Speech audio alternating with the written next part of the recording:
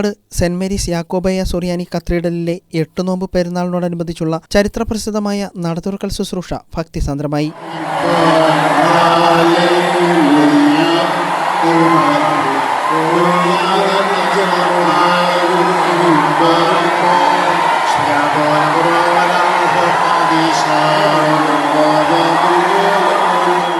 ഉച്ച നമസ്കാരത്തെ തുടർന്ന് സുന്നകദോസ് സെക്രട്ടറിയും കോട്ടയം ഭദ്രാസനാധിപനുമായ തോമസ് മാർ തിമോത്തിയോസ്, കോഴിക്കോട് ഭദ്രാസനാധിപൻ പൗലോസ് മാർ ഐറോനിയോസ് എന്നിവരുടെ കാർമ്മികത്വത്തിലായിരുന്നു നടതുറക്കൽ ശുശ്രൂഷ നടന്നത്. കത്തീഡ്രലിന്റെ പ്രധാന മദ്ബഹായിലെ ത്രോണോസിൽ സ്ഥാപിച്ചിരിക്കുന്ന വിശുദ്ധ ദേവമാതാവിന്റെയും ഉണ്ണിയേശുവിന്റെയും ഛായാചിത്രം പൊതുദർശനത്തിനായി വർഷത്തിൽ ഒരിക്കൽ മാത്രം തുറക്കുന്ന ചടങ്ങാണിത്. നടതുറക്കൽ ശുശ്രൂഷയിൽ പങ്കാളികളാകാൻ ആയിരക്കണക്കിന് ആളുകളാണ് മണർകാട് പള്ളിയിലേക്ക് എത്തിച്ചേർന്നത്. സ്ലീബ പെരുന്നാൾ ദിനമായ സെപ്റ്റംബർ 14 വൈകിട്ട് 5 സന്ധ്യാപ്രാർത്ഥനയോടെ നടയടയ്ക്കും.